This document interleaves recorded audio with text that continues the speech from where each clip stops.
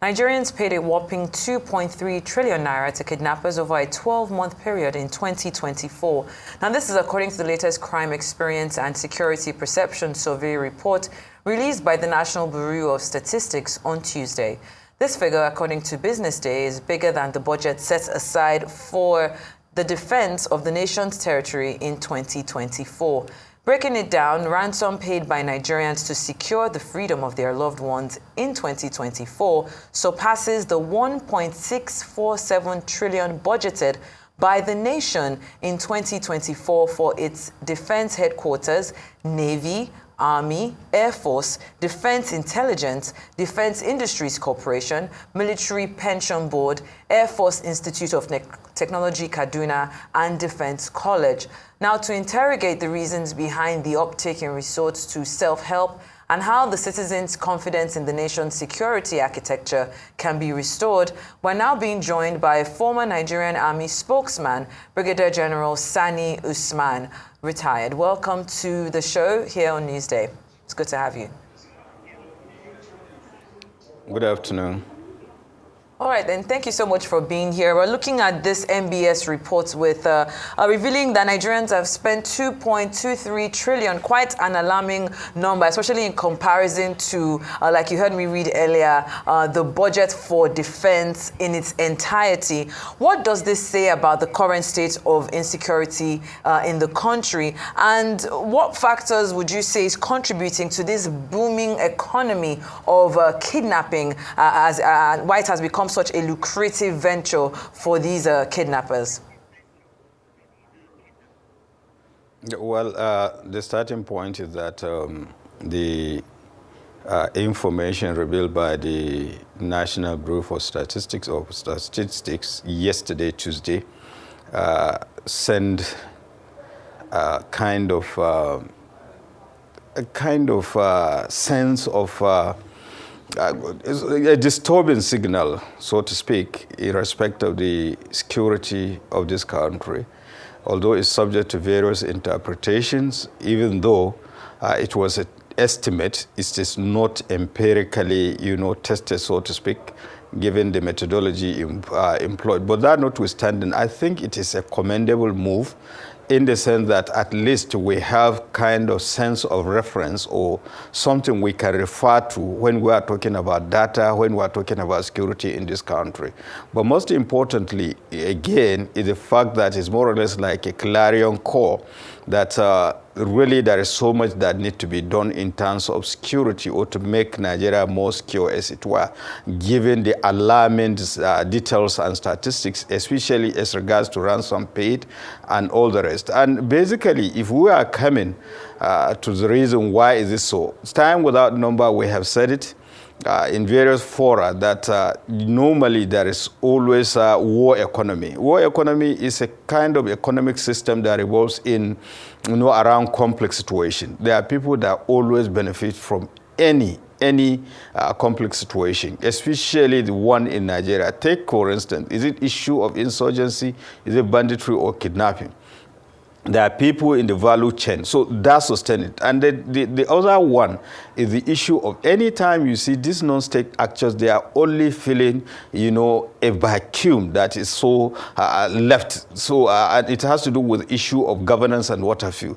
If, for instance, our time-tested conflict resolution mechanisms are working, I mean, talking about 3 tiers of government, you have the federal, state, and local government. You know that only 2 tiers of government that are working in this country, federal and state. So what happened to the local government system that could have dealt with? Because each of these security challenges can be narrowed down to a particular state, a particular local government, and in fact, particular community. But where those supporting elements are not working, automatically it's give room for non-state actors to take advantage. And apart from that also, there are issues that borders on, not properly engaging the mainstay of the Nigerian society, which is the human resource.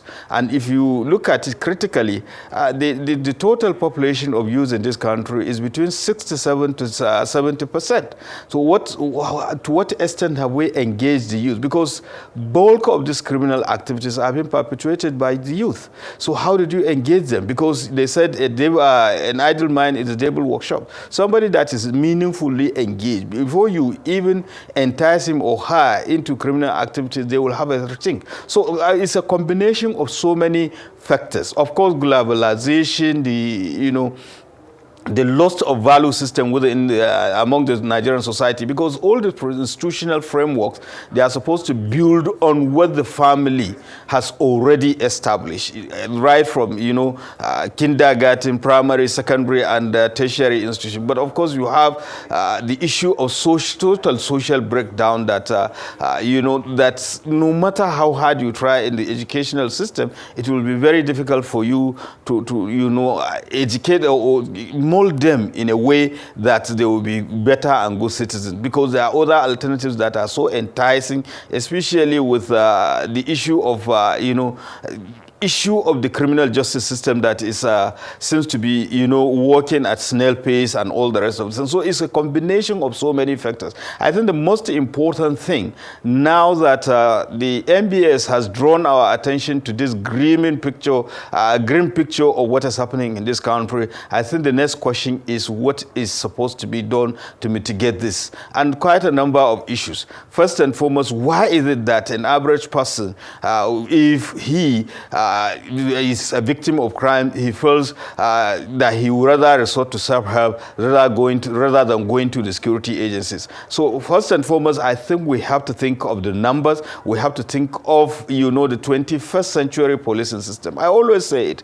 We neglected the policing system in this country, and that is why we are paying dearly for it. Had it been that over time we invest in terms of the number, in terms of equipment, in terms of training, in terms of technology of our policing system, by now the security challenges could have been less, because definitely you have timely and accurate intelligence, and of course you have the number, the ratio to which police will be there. But you look at the total number of the police in this country is not even half a million, and we are 200 and something million. Let's assume that 50 millions are in diaspora.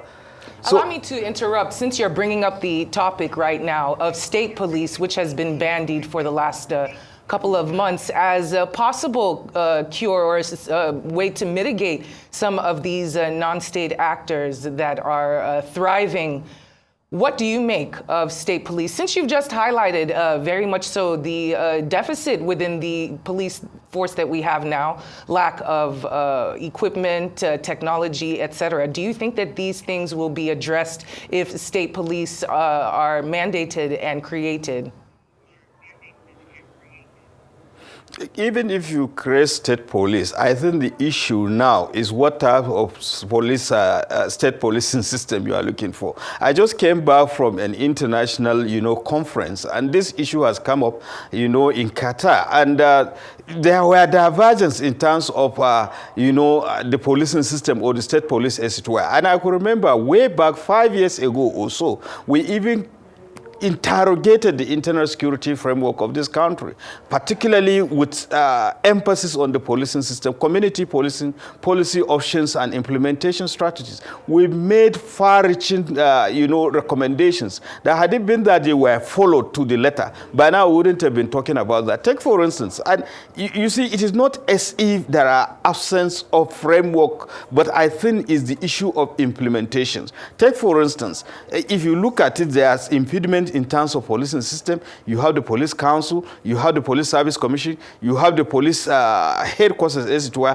and so on, and the Ministry of Police Affairs. How do you streamline this thing and coordinate to ensure that you have an effective policing system? Now, going back to what you are talking about, state police, had it been that the police council, which is a constitutional requirement, is sitting on daily or regular basis, which the president is the chairman and all the state governors are members, we wouldn't have been talking the way we are talking. And unless we go back to those issues, we will. Now, since 2013, we are talking about community policing, and a lot has been done. So much movement, so much motion without movement. So these are the issues. Yes, even if you have the state policing, we still have the problem, because almost every state in this country has one form of state police or the other. The vigilante groups or the community watch, they are all policing. But unfortunately, the way they are supposed to be doing their work is not the way they are doing. And there is no coordination, there is no harmonization in terms, and even the issue of rules of engagement. And that is the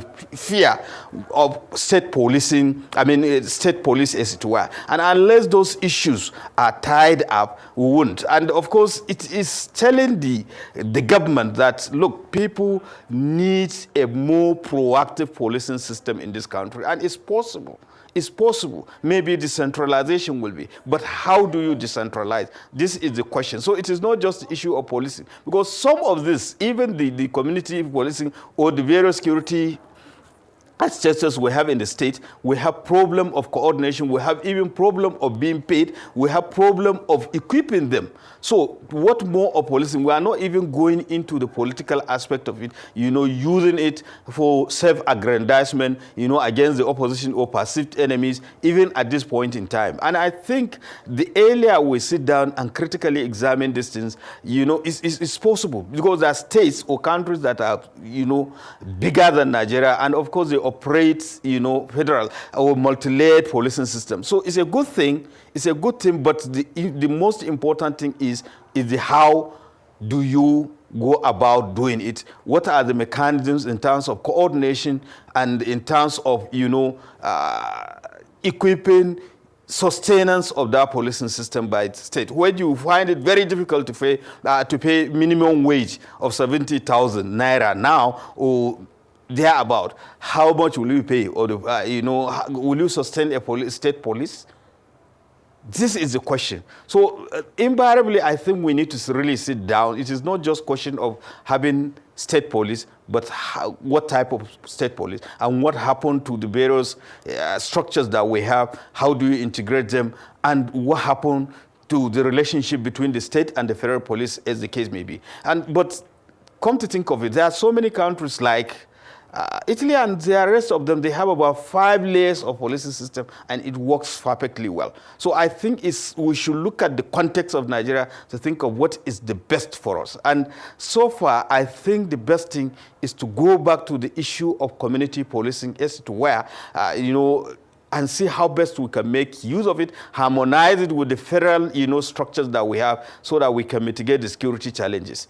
And invariably, you have even the federal policing system that is totally neglected. Because if you look at the budgetary allocation to the police, in terms of training, in terms of equipping, it's something else. It is easier said than done, but I think we need to critically evaluate those issues. Okay, so but it's possible. Yes. But so long as we can have the constructive engagement between these 3 layers of, governance. The 3 tiers: the federal, state, and the local government system. So, to what extent, who is contributing what in terms of, sustaining it and all the rest, even the recruitment system, as it were. Thank you for your submission, and I appreciate the fact that you spoke about, let's say the synergy between the 3 levels of government, because now my focus is going towards strengthening coordination between the security apparatus. One criticism of Nigeria's security agencies is the lack of synergy between the police, the military, local security networks, the Navy, albeit. What steps can be taken to continuously improve this coordination and create a unified, more effective security response where we see all our security apparel actually working together to to battle this rising spate of kidnapping and other criminal activity? I think cooperation, collaboration, and coordination of the various agencies of the security architecture in this country is the panacea for enhanced security or safety and security in this country. The starting point actually is that yes, we have to look at the legal framework because there are overlapping mandates and all the rest, but beyond that, I think coordination is the key. We have seen the semblance or improved, coordination and collaboration, especially among the intelligence community. But then it should go beyond that. I think it should permeate beyond the strategic level. It should go down up to tactical and operational level so that they can understand. And I must give kudos to the security agencies just recently because the training and the coordination tends to be at the higher level of the officer corps. But now I have seen even the regimental sergeant major, which are the bridge between the officer corps and the other rank in the police and, of course, in the military. Now they are being trained, they are being made to understand that actually there is need for synergy of effort. So collectively, when it is being done at grand strategic and strategic level, it should also go down to tactical and operational level so that they can understand. Nobody has the solution to the security. No single institution has the absolute, solution to the security challenges. There is a need for cooperation. There is need for synergy of effort. There is need for collaboration because their specialization and the level of equipment is different to some extent. But when you bring them and pull together, you harmonize them, you get better results, especially when you talk about use of technology in terms of tracking, in terms of data collection, in terms of even the ability to, act decisively on the receipt of such information. So really, the most important thing is to make sure that there is improved synergy among the various, security agencies. When I say security agencies, include the military and, of course, the paramilitary as well. Cooperation, collaboration, and, of course, let's have, an effective coordinating body as enshrined in the national security strategies of 2019. The whole bottom line is be realistic. Forget about this ego, inter-service rivalry. It won't take you to anywhere because at the end of the day, we are all working for the Nigerian state. And there is no way one single agency can do it alone. So we need to harmonize. We need to cooperate with each other so that we can leverage on the strengths of the others and, of course, mitigate the weaknesses of the others. And you can see the best coming up. And I've seen that some time ago, even in Zamfara State, especially with the creation of this theater command, Operation Pansanyama. Now they are bringing all under the same and under one umbrella, just like they have now in the Northeast, so that one commander will be the person. Unlike a situation whereby you have something within your AOR, instead of you to report to the general officer commanding or the theater commander, you rather send to your headquarters in Abuja. And by the time the headquarters respond to theater command in Sokoto, this information is stale. And I think the whole idea is to make sure that each and everyone understand that they need to cooperate with each other. Very well said, and we'd like to thank you for joining us this afternoon for this very important discussion, Brigadier General Sani Usman, former Nigerian Army spokesman. Thank you so much.